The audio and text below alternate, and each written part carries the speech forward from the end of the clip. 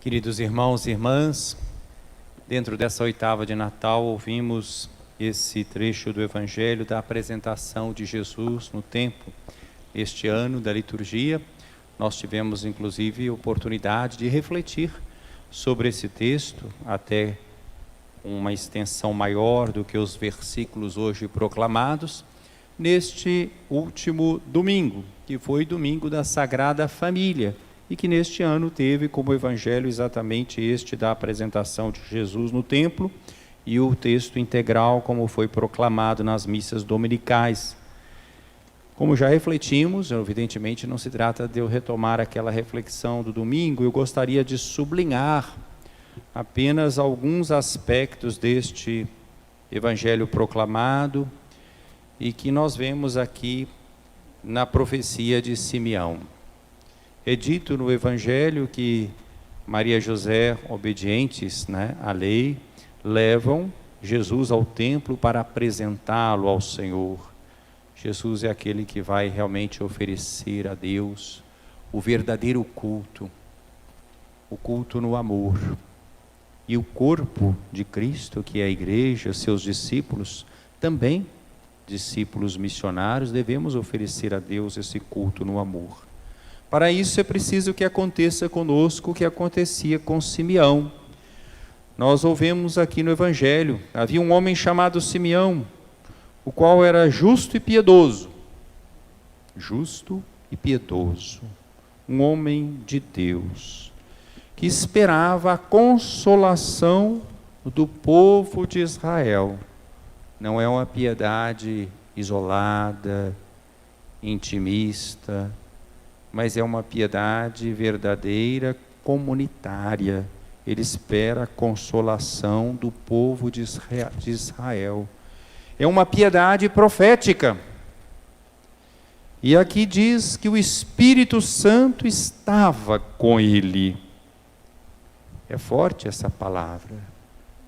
Diz respeito a alguém que tem a presença habitual do Espírito Santo. Não simplesmente uma presença ocasional, pontual.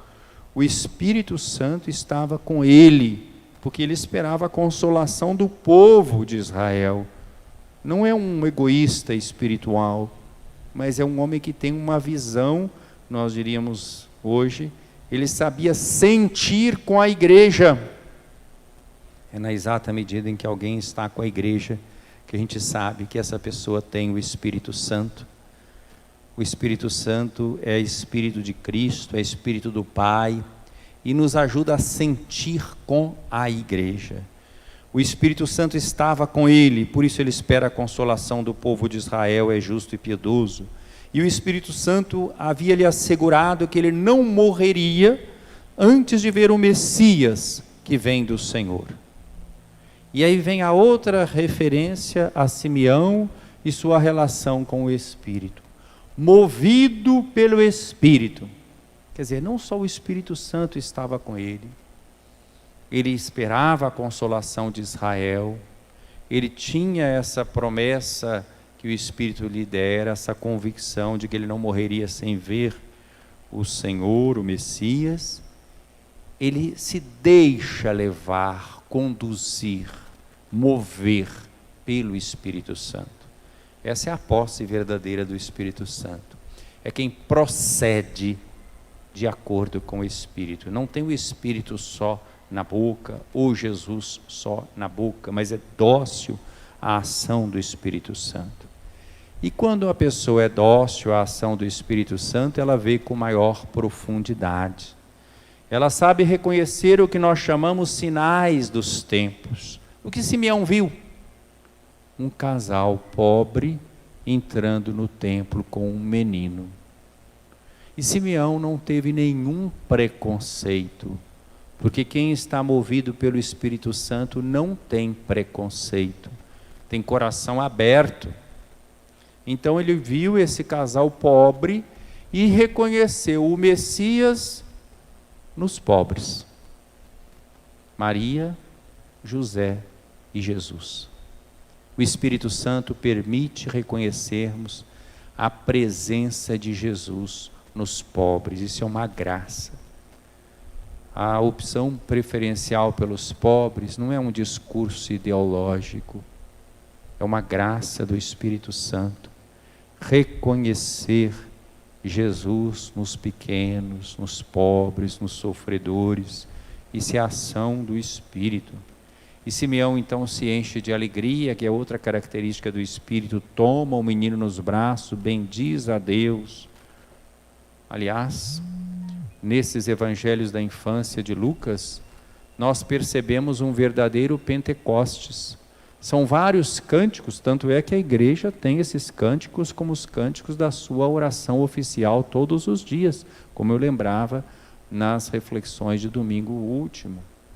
Por exemplo, o Espírito Santo toma conta de João Batista, e João Batista vai dizer: bendito seja o Senhor Deus de Israel, porque visitou e libertou o seu povo. É o Benedictus, é um canto comunitário, de louvor e de bênção de um povo, é a realização das promessas. Estão vendo como é que o Espírito ajuda a encarnação na história? O Espírito não nos aliena da história, mas ele nos faz ver a história com o olhar de Deus. Bendito seja Deus, que nos visitou e libertou. Deus age na história. Quem está movido pelo Espírito percebe a ação. Cântico de Zacarias, Benedictus, oração da manhã da igreja todos os dias. Maria que visita Isabel, ali nós vemos outra manifestação do Espírito. Isabel, cheia do Espírito Santo, vai saudar Maria e o menino no seu seio. João Batista pula de alegria. E de onde me vem a honra que a mãe do Senhor me venha me visitar, bendita és tu entre as mulheres, bendito é o fruto do teu ventre. Ela fala cheia do Espírito Santo. Bem-aventurada és tu que acreditaste naquelas coisas que te foram ditas da parte do Senhor. O texto diz, Isabel estava cheia do Espírito Santo, e Maria responde também cheia do Espírito Santo. A minha alma glorifica o Senhor, exulta meu espírito em Deus, meu Salvador. O Magnificat, que é um cântico também comunitário, que mostra a ação de Deus na história. E agora nós vemos e que a igreja reza todos os dias na oração de vésperas. Agora vemos o cântico de Simeão, movido pelo Espírito Santo, um homem que o Espírito Santo estava com ele, então vai dizer, cheio de alegria, o Nunc Dimittis, que é a oração da noite de toda da igreja, reza todas as noites. Agora, Senhor, conforme a tua promessa, promessa que fez ao povo, promessa comunitária, intervenção de Deus na história. Agora, Senhor, conforme a tua promessa, pode deixar o teu servo partir em paz, porque meus olhos viram a tua salvação que preparaste diante de todos os povos, luz para iluminar as nações e glória do teu povo Israel, salvação universal, o desígnio universal de salvação. Israel é eleito para estar a serviço da salvação de todos os povos. O primogênito, por que se oferecia o primogênito a Deus? É o reconhecimento de que a vida vem de Deus. O primogênito dos seres humanos, o primogênito dos animais é sempre oferecido a Deus. É um reconhecimento de que nós devemos a Deus toda a vida. Então, se resgata o primogênito, ele tem que ser recomprado, porque ele é de Deus, né? Então aqui a apresentação de Jesus, e Israel é o primogênito também de Deus, é aquele instrumento para que o Evangelho seja anunciado a todas as nações, através do Messias que vem na história do povo de Israel. Então eu queria chamar a atenção para esse aspecto, a ação do Espírito Santo. Esse Espírito agora foi derramado, o Espírito fala em Zacarias, o Espírito fala em Maria, em Isabel, em Simeão, né? E o Espírito fala na sua igreja. Movidos por esse Espírito, nós vamos prestar a Deus o verdadeiro culto, dos verdadeiros adoradores que o Pai espera, o culto em espírito e verdade.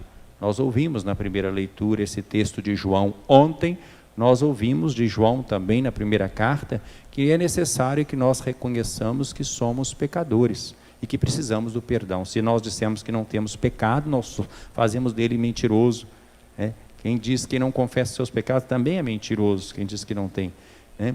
Não que a gente vai inventar pecados, mas é reconhecer a raiz dos pecados, dos egoísmos que estão em todos nós, e que nós precisamos, como tarefa permanente, de lutar contra nós mesmos com a força do Espírito. Hoje não se fala desse aspecto negativo, mas do positivo. Quem diz, eu conheço a Deus, então como é que nós vamos saber que conhecemos Jesus? Quem diz, eu conheço a Deus, mas não guarda os mandamentos, é mentiroso, e a verdade não está nele. O conhecimento de Deus deve ser coerente, marcado por guardar os mandamentos. Naquele que guarda a sua palavra, o amor de Deus é plenamente realizado. Então o objetivo é a realização do amor. Ora, a realização do amor só é possível por aqueles que são movidos pelo Espírito Santo, que é a quinta essência de Deus, é o elo de amor entre o Pai e o Filho. O critério para saber se estamos com Jesus é este: quem diz que permanece nele, deve também proceder como ele procedeu. E como é que ele procedeu? Amando-nos até o fim, né? Nisto conhecerão todos que vós sois os meus discípulos, se vos amardes uns aos outros como eu vos amei. E então vem justamente esse anúncio do mandamento novo. Caríssimos, não vos comunico um mandamento novo, mas um mandamento antigo. Antigo aqui é porque já tinha sido dito, é o dado por Jesus. E agora é uma carta de João escrita depois do Evangelho. Quer dizer, esse mandamento é aquele que foi dado por Jesus. Um mandamento que recebeste desde o início. Que início? O início da palavra do Evangelho. Este mandamento antigo é a palavra que ouvistes, essa palavra do Evangelho. No entanto, o que eu vos escrevo é um mandamento novo, que é verdadeiro nele e em vós, pois que as trevas passam e já brilha a luz verdadeira. As trevas só passam quando nós somos movidos pelo Espírito. Aquele que diz estar na luz, mas odeia o seu irmão, ainda está nas trevas. Então nós vemos se somos movidos pelo Espírito e conhecemos a Jesus de acordo com o nosso comportamento com os irmãos. Quando eu vejo o meu irmão e minha irmã como inimigo, adversário, concorrente, perigoso, estrangeiro, de outro partido, de outra religião, migrante, eu estou nas trevas. Mas quando eu amo o meu irmão, o que ama o seu irmão permanece na luz e não corre perigo de tropeçar. Mas o que odeia o seu irmão está nas trevas, caminha nas trevas, não sabe para onde vai, porque as trevas ofuscaram os seus olhos. Estes que estão pensando em olhar para os outros como ameaça de todo tipo. É preciso se armar, se defender, conspiração disso, conspiração daquilo. Estão nas trevas. É preciso amar. Fratelli tutti, somos todos irmãos, como tem dito o profeta Papa Francisco, porque é um homem de oração, movido pelo Espírito Santo, e por isso interpela a igreja de nosso tempo a esse amor universal, sem distinção, a vencer o mal pelo bem, no seguimento de Jesus, no espírito das bem-aventuranças. Isso é que é ser movido pelo Espírito Santo, no seguimento de Jesus. Isso é que é conhecer a Deus. Queridos irmãos, estamos celebrando o Natal, estamos na 8ª, estamos caminhando para o dia 1º de janeiro, Dia Mundial da Paz, Dia da Fraternidade Universal. Não se promove a paz sem reconhecer que o outro é irmão, é irmã. Somos todos irmãos. Sejamos promotores da paz. É isso que o Espírito Santo diz hoje à igreja. Vamos sentir com a igreja, vamos ser dóceis ao Espírito Santo, vamos promover a fraternidade e a solidariedade universais que o Espírito Santo nos indica na configuração a Jesus, que nasceu para a salvação de todos os povos. Louvado seja nosso Senhor Jesus Cristo.